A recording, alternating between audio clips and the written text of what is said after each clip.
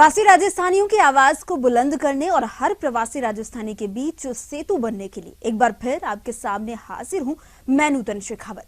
मराठा धरा पुणे को समर्पित इस खास बुलेटिन में आपको दिखाएंगे यहां कैसे साकार होती है राजस्थानी संस्कृति। साथ ही आपको बताएंगे 24 जनवरी को होने वाला प्रवासी राजस्थानी सम्मेलन किन मायनों में खास रहेगा।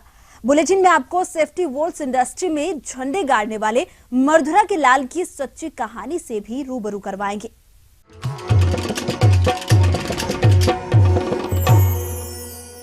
पुणे में बसे प्रवासी राजस्थानियों की हर गतिविधि पूरे राजस्थानी रंगों से लबरेज रहती है। मकर संक्रांति का त्योहार भी कई मायनों में बेहद खास रहा। यहाँ की गतिविधियां देखकर तो लगा कि आप मिनी राजस्थान में आ गए हैं।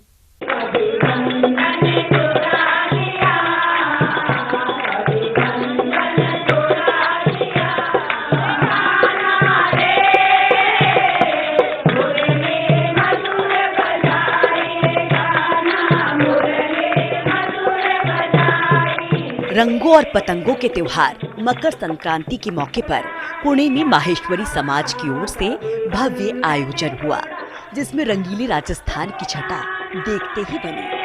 हम राजस्थान से जरूर आए, मगर क्या है कि हमको तीज त्योहार सब अच्छा लगता है और सब औरत एकत्र होके बेटियां बहुए सब बनाते हैं।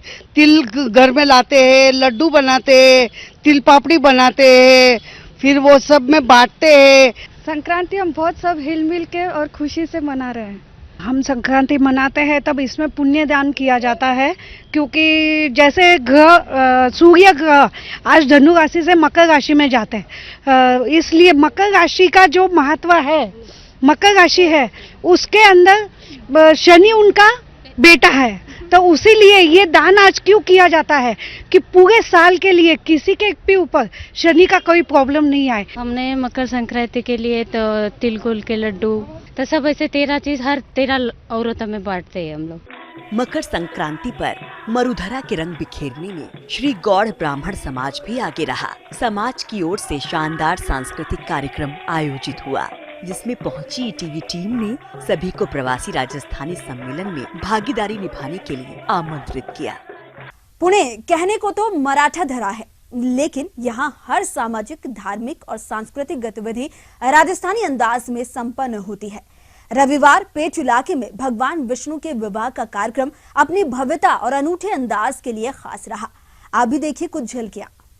राजस्थान के लोग व्यापार और व्यवसाय के लिए दुनिया भर के अलग अलग शहरों में गए। वहां जाकर उन्होंने अपने कारोबार के साथ साथ अपनी धार्मिक परंपराएं, रीति रिवाज, उन सब में भी लगातार अपना जुड़ाव बनाए रखा। और आज हम लोग पुणे में, ये रविवार पेट इलाका है, यहाँ पर आप देख सकते हैं लक्ष्मी और विष्णु भगवान का विवाह का एक कार्यक्रम हो रहा है और ये सुबह 6 बजे से इसके लिए एक प्रभात फेरी निकाल रहे हैं। हम जानते हैं कि ये क्या आयोजन है इन लोगों का। ये धनुर्मास का उत्सव चल रहा है जो लगभग 30 दिनों से चलता है। यहाँ पे 7 बार माला एक दूसरे से बदला बदली की जाती है, वही उत्सव चल रहा है। बरसों से चला आ रहा है। गोदा जी और रंगनाथ जी भगवान की आज विवाह हो रहा है, तो उसके लिए सब मतलब हमारे माहेश्वरी समाज की ओर से और राठी परिवार की ओर से बहुत बड़ा प्रोग्राम हमेशा ही होता है, हर साल होता है। मेरे साथ एक और शख्स हैं, हम उनसे जानते हैं कि ये आपका क्या आयोजन है, आप लोग क्या इसमें करते हैं ऐसे। ये गोदा रंगनाथ भगवान का उत्सव है। यहाँ जैसे गोपी भाव से उत्सव है। गोदा जी यानी गोपी का स्वरूप माना गया है। ये राधा जी का अवतार कलयुग का है। जैसे सीता जी का जन्म तुलसी वन में हुआ, ऐसे गोदा जी का जन्म तुलसी में हुआ और रंगनाथ जी भगवान प्रकट उनके साथ विवाह करते हैं। इससे एक समाज का संगठन भी होता है और वैज्ञानिक रूप से अगर हम ये प्रभात फेरी में वॉक करते तो अपने सेहत के लिए भी अच्छा रहता है। रविवार पेट में बड़े धूमधाम से ये उत्सव होता है। सब लोग इसमें शामिल होते हैं, बड़े धूमधाम से सब इसमें ये उत्सव मनाते हैं। आप देख रहे हो कि जिस तरह से हम यहाँ पे सज धज के आए थे और भगवान के शादी में आज बाराती बन के आए हम, और सब नाच रहे थे, गा रहे थे और भगवान की शादी का आनंद ले रहे थे, मना रहे थे। अच्छे गोदम्मा जी के जो पिताजी थे वो रोज माला बनाते थे भगवान के लिए, तो वो नहाने जाते थे कि गोदम्मा जी वो माला धारण कर लेती थी। तो उनको एक दिन गुस्सा आया कि अब भगवान को माला के बिना मैं कैसे मंदिर में जाऊं। तो गोदा जी ने खूब रोया, तो भगवान बोले कि मैं गोदा जी को धारण करूंगा, गोदा जी की माला मैंने धारण की, वो 27वां उत्सव है। हर रोज ये करीब 30 दिनों से एक रथ यात्रा सुबह सुबह एक प्रभात फेरी निकालते हैं। ईटीवी के लिए कैमरामैन राजू के साथ महेंद्र शर्मा, पुणे। पुणे में साकार होने वाली है मरुधरा की नायाब संस्कृति। एक मंच पर आने वाले हैं प्रवासी राजस्थानी बंधु। जी हां, आगामी 24 जनवरी को मराठा धरा पुणे में राजस्थानी रंगों की वो छटा बिखरने वाली है जो हर प्रवासी राजस्थानी को रेत के समंदर पर तैरने का एहसास दिलाने में कामयाब रहेगी। प्रवासी राजस्थानियों को जोड़ने, उनके दुख दर्द और उपलब्धियों को आप तक पहुंचाने और मरुधरा की याद दिलाने ईटीवी टीम इन दिनों मराठा धरा पुणे में मौजूद है, जहां आगामी 24 जनवरी को प्रवासी राजस्थानी सम्मेलन आयोजित होगा। यहां के वर्धमान सांस्कृतिक केंद्र में होने वाले सम्मेलन की तैयारियां पूरे जोर शोर से चल रही हैं और ईटीवी राजस्थान की इस मुहिम को प्रवासी राजस्थानी हाथों हाथ ले रही हैं। इस बहुचर्चित सम्मेलन से न केवल हर राजस्थानी बल्कि स्थानीय बाशिंदे भी खुद को जोड़ रहे हैं। इतना अच्छा प्रयास ईटीवी राजस्थान पुणे के लिए कर रहा है और इतना बड़ा मंच हम लोगों को मिलेगा, राजस्थान प्रवासी लोगों को, ताकि एक पुणे के लोग काफी उत्साहित है इस मंच को लेके। हो गए राजस्थान का जो प्रोग्राम हो गए है, इससे हमें बहुत उत्साह है, बहुत खुशी हो गई। सब लोग मिलके, सब लोग जहाँ भी जाएंगे बहुत ही मतलब आश्चर्यजनक काम हो गए और हमारा वो है कि चॉइस है, प्रोग्राम बहुत बढ़िया होगा। इसको सफल बनाने में हम लोग बहुत बुरी तरह मेहनत कर रहे हैं। अहमदाबाद, सूरत, चेन्नई, बेंगलुरु और मुंबई के बाद ईटीवी राजस्थान का ये छठा मुकाम है, जिसमें हजारों प्रवासी राजस्थानी एक मंच पर जुटने वाले हैं। इनकी आवाज को सुनने और उस मुकम्मल अंजाम तक पहुंचाने के लिए कार्यक्रम में महाराष्ट्र और राजस्थान की राजनीतिक, प्रशासनिक और औद्योगिक हस्तियों की खास मौजूदगी रहेगी। सम्मेलन में राजस्थानी संस्कृति को जीवंत करने वाला रंगारंग सांस्कृतिक कार्यक्रम पेश होगा, जिसमें मरुधरा के जाने माने लोक कलाकार अपनी कला का जौहर दिखाएंगे। पुणे में हजारों की तादाद में प्रवासी राजस्थानी रहते हैं, जिन्होंने अपनी कारोबारी क्षमता का यहाँ लोहा मनवाया है। Bureau report, ETV news. Stone market में राजस्थानियों का दुनिया में एक अलग मुकाम है। फिर बात चाहे मार्बल की हो, ग्रेनाइट्स की हो या टाइल्स की, देश के हर कोने में इन्होंने कामयाबी के झंडे गाड़े हैं। पुणे के तो पूरे स्टोन मार्केट पर प्रवासी राजस्थानियों का कब्जा है। हमारे सहयोगी महेंद्र शर्मा ने जाना इस मार्केट का हाल। पुणे में जब हमने आकर के देखा तो यहाँ का जो मार्बल मार्केट है, यहाँ पर ग्रेनाइट और मार्बल का कारोबार करने वाले लोगों की संख्या ज्यादा है। करीब 90% इस बाजार पर राजस्थान के लोगों का कब्जा है। आइए आपको मिलवाते हैं उन लोगों से। आप कैसे राजस्थान से यहाँ आए और आपने कैसे यहाँ कारोबार शुरू किया? मेरे अंकल ने, बरकत भाई ने यहाँ पे फैक्ट्री चालू किया था। अब मैं उनके यहाँ पे सर्विस पे आया था और उसके बाद में मैंने अपना खुद का चालू किया सन 2000 में। मुझे यहाँ मेरे पिताजी लेके आए थे, शिक्षा के स्वरूप में मुझे यहाँ पहले लाया गया। मैंने यहीं से शिक्षा प्राप्त की और फिर मैं यहीं रच बस गया। हमारे जिया जी है श्री भवनलाल जी जैन, उनके पास में मैं आया था। शुरू में मैंने बर्तन का काम किया, फिर 85 में मैंने मार्बल का चालू करके, फिर हम 93 में यहाँ अम्बे गाँव में इधर आके करीब हमारा, हमें पहले सबसे पहले इधर अकेला आया था। अभी हमारे कम से कम इधर 50-70 गुड़ों है। यहाँ पे मैं बच्चों के एजुकेशन के पर्पज से आया था, लेकिन यहाँ के लोगों का, जो मराठी लोग, गुजराती लोग, राजस्थानी भाइयों का बहुत स्नेह देख के हमको ऐसा लगा कि बिजनेस में हमको यही करना चाहिए। आज भी हम सभी कौम के साथ में रहते हैं, सभी समाज के साथ में रहते हैं। यहाँ पे काफ़ी है, जैसे बेंगलोर, उदयपुर, जालोर, ये जहाँ से भी ग्रेनाइट आते हैं अलग अलग प्रकार के, तो वो ग्रेनाइट हम लोग खरीद के लेके आते रहे, अच्छा देख के लेके आते हैं। जिस हिसाब से कहीं आगे जाके कोई मार्बल होता है जो वहाँ पे आगे जाके पीले पड़ जाते हैं, क्वालिटी थोड़ी सी डल होती है, और इसी हिसाब से हम चाहते हैं कि अच्छी चीज़ देख के फिर बाद में लेके आते हैं। बिजनेस की तलाश में हम लोग यहाँ आए, हमारे कजन रहते थे और हमने यहाँ बिजनेस डेवलप किया और आज हम राजस्थान की संस्कृति से जुड़े हुए हैं, आते हैं जाते हैं, लेकिन पुणे से भी जुड़े हुए हैं। यहाँ के भी जो पुणे की जो लोकल संस्कृति है उससे भी हम जुड़े हुए हैं। यहाँ वहाँ पे भी हमारा भरपूर योगदान रहता है। मैं 1980 में यहाँ आया था पहले टाइम। हम लोग यहाँ आने पे मार्बल की हम सप्लाई करते थे। उसके बाद हमें ये पुणे बहुत अच्छा लगा। उसके बाद हम लोग यही हो गए, हमारे बच्चे वगैरह फैमिली शिफ्ट कर दिए और यहीं पे हमारे कारोबार से जुड़े। यहाँ का वातावरण बहुत अच्छा है। 2007 में यहाँ पे आया था और पहले मेरा सप्लाई था पुणे में, मोहन जी को मेनली सप्लाई करता था मैं। उसके बाद पुणे बहुत बढ़िया राजस्थान में जितनी गर्मी उतनी यहाँ पे ठंडक थी। अभी तो यहाँ पे मौसम खराब हो गया है, लेकिन यहाँ पे उस वक्त मैं जब यहाँ सप्लाई करता 95 से करता हूँ, उसमें बहुत ज़्यादा ठंडक थी और अच्छी जगह थी एजुकेशन के लिए, बच्चों के लिए, अपने भविष्य के लिए। दूसरी जब हिंदुस्तान में जो सारी सिटियों में पुणे सिटी बहुत बढ़िया शांत सिटी है, इसलिए कोई ना कोई शिफ्ट होना था बाहर बड़ी सिटी में, उसके लिए हम पुणे आ गए। पुणे में हमारा बिजनेस चालू किया, पिताजी ने यहाँ से स्टार्ट किया था और उसके बाद में हम लोग और पिताजी के साथ में बिजनेस चालू किया था। और चलिए यहाँ पर रुकते हैं छोटे से ब्रेक के लिए, जल्द लौटते हैं।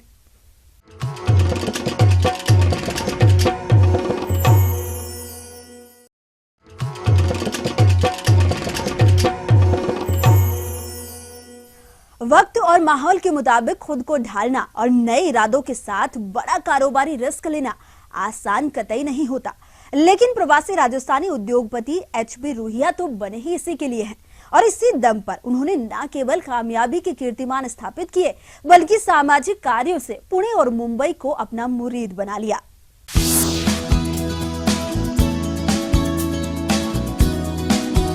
हिरेंद्र कुमार रोहिया यानी वो शख्सियत जिन पर पूरे राजस्थान को नाज है। सीकर के रामगढ़ शेखावाटी का ये लाल कारोबारी गलियारों में तो बड़ा नाम रखता ही है, समाज सेवा के क्षेत्र में भी लोगों के लिए मिसाल है। मुंबई में कॉलेज शिक्षा के साथ ही साल 1974 में ये पिता के कपड़े के कारोबार से जुड़ गए। धनराज मिल्स लिमिटेड में सीईओ के तौर पर ज्वाइन किया और अपनी मेहनत और बुद्धिमत्ता के दम पर इसे आगे बढ़ाया। 1996 में इन्होंने इंडिया सेफ्टी वॉल्व्स लिमिटेड की स्थापना की, जो आज व्यक्तिगत, कॉरपोरेट और बैंक लॉकर्स प्रोवाइड करवाने वाली नामी फर्म है। राजस्थान से हम पहले बम्बई गए और बम्बई से पुणे यहाँ आए और यहाँ हमारे सेफ डिपॉजिट लॉकर्स हैं, बम्बई में भी हैं और पुणे में भी हैं। 2 पुणे में हैं, 2 बम्बई में हैं। उसके अलावा कंस्ट्रक्शन का, डेवलपमेंट का काम है और फाइनेंसिंग का काम है। और जब मुझे कोई पूछता है कि सबसे अच्छी जगह कौन सी है, तो मैं यही बोलता हूँ महाराष्ट्र, और महाराष्ट्र में भी पुणे, और पुणे में भी अमेनोरा पार्क जहाँ हम रह रहे हैं। अच्छा रुहिया साहब, बताएंगे कि आप राजस्थान से आपका परिवार क्यों वहाँ से पलायन किया, कैसे आप लोगों का परिवार यहाँ आया? हाँ जी, ये हमारे परदादा जी ने और उनके पिताजी ने, परदादा जी ने पहले राजस्थान से, रामगढ़ से इंदौर गए, वहाँ रुई और अफीम का व्यापार करते थे, इसके लिए वो रुइया नाम पड़ा। और फिर वहाँ से इंदौर आए हमारे परदादा जी, और वो भी कपड़े का ही काम करते थे। और हमारी पहले भी टेक्सटाइल मिल ही थी, धनराज मिल्स प्राइवेट लिमिटेड, वो हमारे दादाजी ने लगाई थी। अब वो लता सावंत और इस वजह से कई बंद करनी पड़ी, तो अब फिर हम पुणे आ गए और ये नया व्यवसाय शुरू किया। अभी क्या क्या व्यवसाय हैं और उनके विस्तार की क्या योजना है? विस्तार में अभी हम एक इंटीग्रेटेड टेक्सटाइल यूनिट लगाने की कोशिश में हैं। उसमें टेरी टॉवल्स बनाएंगे, टोटली इम्पोर्टेड मशीन्स देके, और अप टू डेट उसको बनाएंगे। एक्सपोर्ट ओरिएंटेड यूनिट है। और अभी मेक इन इंडिया हो रहा है बॉम्बे में 13 से 18 तारीख तक, उसमें हम लोग पार्टिसिपेट भी कर रहे हैं, सो दैट जो भी कंसेशंस हम ले सकें गवर्नमेंट से वो ले लें हम लोग, और उसके बाद उसको शुरू करें ना। रोहिया केवल कारोबार में ही बड़ा नाम नहीं रखते, बल्कि समाज सेवा के क्षेत्र में इनका योगदान एक मिसाल है। रोहिया का इस्कॉन मूवमेंट में भी बड़ा यकीन रहा है और इसी के चलते इन्होंने कोंडवा में न्यू वैदिक कल्चर सेंटर बनवाया है। मुंबई के विलेपार्ले लक्ष्मी नारायण मंदिर ट्रस्ट और पुणे के नारायणी देवी संस्कृति भवन के ट्रस्टी होने के साथ ही रोहिया का शिक्षा और स्वास्थ्य सेवा के क्षेत्र में अतुलनीय योगदान रहा है। सब तीज त्योहार होते हैं तो उसी तरीके से, मारवाड़ी तरीके से ही मनाते हैं, और राजस्थान से तो जुड़े हुए ही हैं। रामगढ़ में भी हमारी धर्मशाला भी है, एक पाठशाला भी है, संस्कृत डिस्पेंसरी भी है, वो चल रही है, और उनमें जितना सहयोग होता है वो हम कर देते हैं। एक तो मैं इस्कॉन से बहुत क्लोजली जुड़ा हुआ हूँ, फिर नारायणी देवी मंदिर है, रानी सती दादी का मंदिर है, उससे जुड़ा हुआ हूँ। फिर टॉप मैनेजमेंट कंसोर्शियम का मैं वाइस प्रेसिडेंट ट्रेजरर हूँ, और लायंस क्लब में भी हूँ। तो संस्थाएं तो काफ़ी हैं, और पुणे में आने से समय ज़्यादा मिलता है to devote towards social life and spiritual life. ETV Rajasthan एक प्रवासी राजस्थानियों के लिए यहाँ पर प्रोग्राम कर रहा है। सब राजस्थानी लोग एक मंच पर जुटेंगे, आप क्या कहेंगे? बहुत ही अच्छा आपका ये ध्यान है, बहुत ही अच्छा कार्यक्रम है। मैंने सुना है बम्बई में और बेंगलोर का देखा भी है आप ही के हस्तक, और बहुत ही अच्छा लगा। कारोबारी व्यस्तता के बावजूद रुहिया परिवार और समाज को पूरा वक्त देने में यकीन रखते हैं। कारोबार को नई ऊंचाइयां देने में इनके पुत्र भी बराबर सहयोग दे रहे हैं। बिजनेस में काफ़ी टाइम हो गया, 10-11 साल हो गए हैं, और अभी ज़्यादातर की जो भी नई डेवलपमेंट होती है और मैनेजमेंट जो होती है वो मैं देखता हूँ। हम लोग का एक बिज़नेस है जो हम लोग कस्टमर्स को लॉकर्स प्रोवाइड करते हैं प्राइवेट सेक्टर में, तो उसका इंडिया में इकॉनमी बढ़ने के कारण बहुत अच्छा ग्रोथ का प्रोस्पेक्टिव बिज़नेस है। उस हिसाब से ये जो बिज़नेस है हम लोग को पूरा इंडिया में फैलाना है, तो वो मैं देख रहा हूँ। उसके अलावा दूसरे भी हम लोग के एसोसिएटेड बिजनेस हैं, जैसे बिल्डिंग और कंस्ट्रक्शन है, वो भी हम लोग उसका काम मैं ही देख रहा हूँ। आप चूंकि नई पीढ़ी के लोग हैं, राजस्थान में बहुत कम जाना आना होता है चूंकि, लेकिन राजस्थान के लोग हैं वो अपनी जड़ों से जुड़े रहते हैं, तो आप कैसे राजस्थान के साथ जुड़े रहते हैं? जाना तो जैसे आपने कहा बहुत कम होता है, लेकिन जब भी अपॉर्चुनिटी मिलती है हम लोग जाते हैं और रहते हैं। जैसे जयपुर काफ़ी हम लोग विजिट करते हैं, अभी हम लोग नेक्स्ट मंथ उदयपुर भी जा रहे हैं। और परिवार में जो भी फेस्टिवल्स होते हैं, काफ़ी फेस्टिवल्स सब में हम लोग पार्टिसिपेट करते हैं। राजस्थान हमेशा याद रहता है, वहाँ की संस्कृति, वहाँ की सभ्यता, वहाँ के रीति रिवाज, खान पान, रहन सहन हमेशा ही आकर्षित करते हैं। घर में आप वहाँ के जो तीज है, त्योहार है, बड़ा राजस्थानी लोग कभी उनको भूलते नहीं, तो वो कैसे सेलिब्रेट करते हैं? बहुत धूमधाम से करते हैं, हर गणगौर को बहुत सेलिब्रेट करते हैं, बहुत मेहंदी लगाते हैं, बायना निकालते हैं, जो परंपराएं हैं उनको फॉलो करते हैं। पुणे में रच बस जाने के बावजूद इनका मरुधरा से गहरा रिश्ता है। परिवार को पुणे में बसे सालों बीत चुके हैं, लेकिन रग रग में आज भी राजस्थान बसा हुआ है। कॉर्पोरेट लाइफ के बावजूद घर परिवार में राजस्थानी संस्कृति की झलक साफ देखने को मिल जाती है। ठेठ राजस्थानी संस्कारों को अपनाने वाले रुहिया बिजनेस विद ब्रेन के बजाय बिजनेस विद एथिक्स में ज्यादा यकीन रखते हैं, और इन्हीं संस्कारों के दम पर न केवल मराठा धरा बल्कि दुनिया में नया मुकाम बनाने में कामयाब रहे हैं।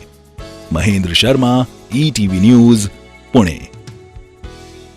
अब दीजिए इजाजत, नमस्कार।